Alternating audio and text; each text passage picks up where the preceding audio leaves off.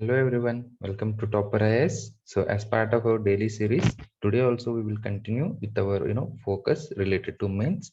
So last 2 days we have been covering with related to labor codes and issues in the labor sphere. So today also we will continue with that.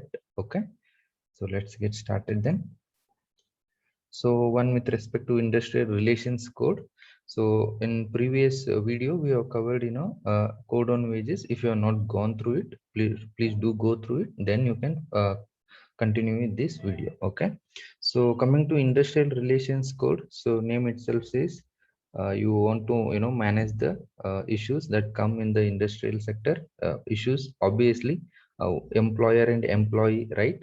So employer employee, there has to be means, trade unions will be there. How do you recognize the trade unions? These all things will be there under industrial relations code. Okay, so let's look at few of the important provisions of the industrial relations code. So one is with respect to exemption. See, like appropriate government, central government or state government can exempt any new industrial establishment or a class of establishments from the provisions of the code in the public interest. Okay, so state government or central government may exempt any industries, so that these codes, provisions of the code are not applicable to the industries. See, in during COVID times, you might have come across states relaxing labor laws or exempting industries from the labor laws. Okay, so this is the such kind of thing. Okay, then applicability of standing orders. The standing order is nothing but something related to work conditions, code of conduct of the workers. That it prescribes the code of conduct of the workers, work conditions, and all those things. And what was the earlier case was establishments with 100 workers or more, they have to maintain these standing orders. But now what has been made in the industrial relations code, establishment with 300 workers or more have to be preparing standing orders. Earlier it was 100 only. So what kind of matters related to standing orders, like classification of workers, okay, permanent and contractual, manner of informing workers about work hours, holidays, pay days, wage rates, okay, termination of employment, grievance redressal mechanism for workers and all. So that's what this was all mentioned in the standing orders. So standing orders was to be prepared by 100 workers or more earlier. Now the size, those only 300 or more can be will be doing this, preparing this standing orders. So obviously the benefit is uh, for the business. So compliance burden will be going down, so that will be easing the doing business environment. Okay, then another permission is the provision is related to prior permission. So again the same things, threshold. See, earlier if the establishment was having 100 or more workers, at least 100 or more, then they have to get prior permission of the government while closure, layoff, and retrenchment. Okay, so but now the threshold has been increased to establishments having 300 workers or more, then they have to get the prior permission of the government. If less than 300, like 100, 200, 150, so if you have such an amount of number of workers, then you don't have to get permission from the government to close or lay off the employees. Okay, so that is the thing. Again, this makes easier for business. So like earlier issues we discussed, like exit barrier and all those things, right? And adjusting the workforce according to the production demand. So this will help the companies. So that's why this has been made. And something you should know, like layoff, nothing but employers inability to continue giving employment to a worker in the face of adverse business conditions. So whenever economic activity goes down, recession, depression, all those conditions, layoffs will happen. And retrenchment is also termination of service of a worker for any reason other than disciplinary actions. So maybe economic conditions and all those things. So remember the prior permission of the government is required in those establishments having 300 workers or more. Less than that, you don't have to get the prior permission. Okay, and remember, the what you need to remember is analyze it, how this provision is beneficial for the business. And sole negotiating union, see, obviously is disputes issues will arise between employer and employee. employer and employee. So n number of employees will be there. So there has to be some medium or platform, right? So trade unions will be giving will be born. So n number of it is not possible that only one trade union is there. N number of trade unions will be there.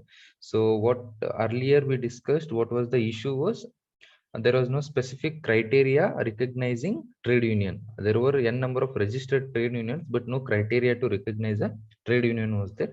So what the present code on industrial relations does is, it provides for recognizing a sole negotiating union. So what will be recognized as a sole negotiating union? That trade union having, more than 51% of workers as its members would be recognized as the sole negotiating union. Okay. So they will recognize the sole negotiating union to conduct, to provide as a means for a, discussion between employer and employees. So if such a trade union is not there, where 51% of workers are not members, then there is also provision for negotiation council. So how negotiation council will be formed? So negotiation council will be consisting of representatives of unions that have at least 20% of the workers as members. Okay. So that is a thing. Negotiating union, negotiating council, you remember. And disputes relating to termination of the individual worker. See, all kind of things like discharge, dismissal, retrenchment, or termination of service conditions, these are all referred to as a industrial dispute. Okay, these are all referred to as the industrial dispute, and worker may apply to the industrial tribunal for the adjudication of the dispute. So it also provides for grievance redressal mechanism. Okay. Then we have code on social security. So social security, all those things, pensions, old age, disabled conditions, so other things. So social security is important for people. Okay. So now code on social security, what does it do? Certain things that it does is, it defines the definition of employees has been widened to include interstate migrant workers, construction workers, film industry workers, and platform workers. So you can obviously get to know that more different sections of workers have been brought into the definition of employees. So obviously, why this is done? To see that the social security benefits are also received by this section of workers. Okay. So one thing is that. And another thing is, gratuity period for working journalist has been reduced from 5 years to 3 years. So gratuity period is, a monetary payment that is done to a worker recognizing his work. Okay. So for working journalist, this has been reduced to 5 years to 3 years, so that he gets his gratuity amount much earlier. Okay. And code also talks about, setting up social security funds for unorganized workers, platform workers, and gig workers. Okay. So different, you need to set up social security funds also. It says gig workers here is nothing but online platform workers. Okay. See, same online platform workers, you remember, freelancers and all, they are part of gig economy. And next one is, a code proposes establishment of National Social Security Board for recommending the central government the formulation of schemes for various sections. So it will it has proposed the establishment of National Social Security Board, and that will propose, suggest government to formulate schemes related to unorganized gig and platform workers. Okay, these are all the few things. So one thing analysis is broadening. So different workers have been brought into. So this is what we use the term inclusivity, social inclusivity. And this is updation. So we have seen issue with the labor reforms or labor issues. Updation is not done. So here you are bringing new economic activities, new section of workers into the regulation also. So by bringing gig workers and platform workers, so remember, this is how you do analysis. Then we have code on occupational safety, health, and working conditions 2020. So again, a few things will be done. What it does, it expands the definition of a factory. okay, as a premise where at least 20 workers work for a process with power, or 40 workers work for a process without power.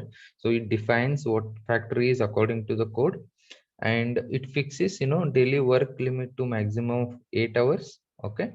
And then it also empowers women to be employed in all kinds of establishments at night time also, 7 p.m. to 6 a.m., subject to the consent and safety of the women. Okay. Then another thing is it defines interstate migrant worker. Okay. So what does it mean by interstate migrant worker?